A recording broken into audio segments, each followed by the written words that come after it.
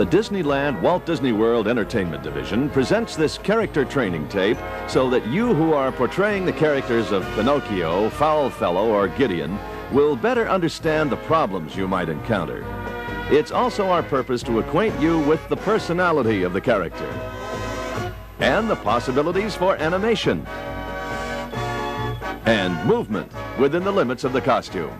Of course, the best way to get to know these Disney characters is to see them in their natural surroundings.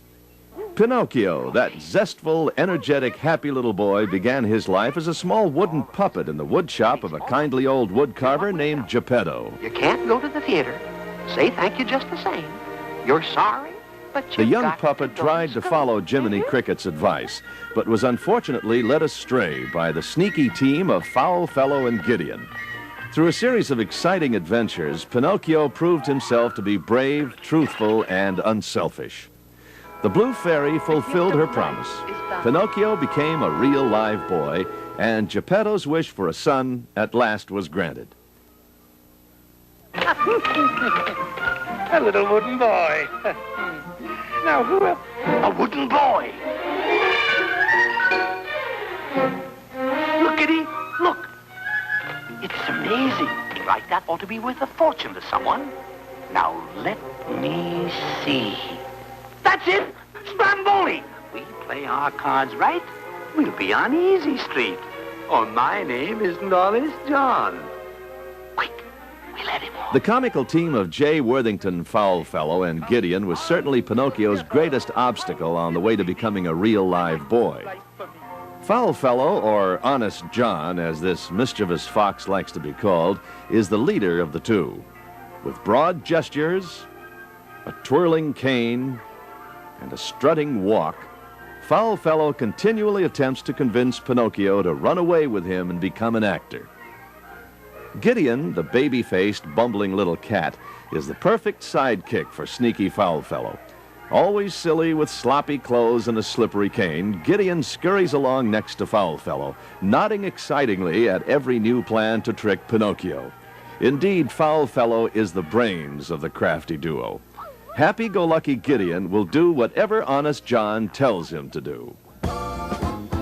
Whether you're playing a Disney character in the park, at a special event, in a department store, or out on the road, you should try to locate a clean, fairly spacious area in which to dress.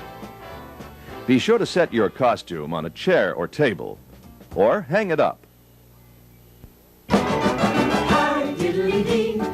actor's life for me. As you go out to greet your audience, remember that the voices of Pinocchio and Foulfellow are easily recognized, and the children are not fooled by imitation. Gideon was created as a mute character and communicates entirely by pantomime. While you're in costume, then, the first rule is that you do not talk. Disney characters generally attract large crowds of youngsters eager for an autograph, a picture, or a gentle hug. Always keep the safety of these children in mind. If you find yourself in a store situation, it's wise to move through larger aisles and stop in cleared areas so the children may surround you with a minimum of pushing or crowding. It's best to avoid smaller aisles, particularly those areas where fragile or breakable items are on display. The character heads will impair your vision, and a quick turn or slip could cause an accident. It's also wise to avoid handling objects of value, cameras, purses, and shopping bags are too easily dropped and broken. Should there be a mishap, leave the area and inform your supervisor immediately. Remember, you're working with a very young, unpredictable audience. Children are sometimes hard to understand and may give you an extra affectionate pat on the back or even a playful punch. Patience is the key word in being a Disney character. Most important to remember is that to the children, these characters are real. The fact that there is a person inside the costume should never be revealed. Even though the costumes are limiting in some respects, it's important to try to move as naturally as possible. Pinocchio, Foulfellow, and Gideon are full of energy and love to dance and perform. I've got no strings to hold me down, to make me fret.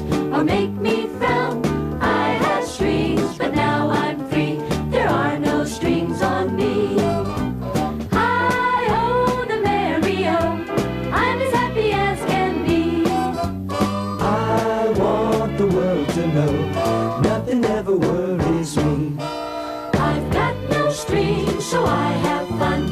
I'm not tied up to anyone. How I love my liberty. There are no strings on me, on me. I've got no strings. I've got no strings on me.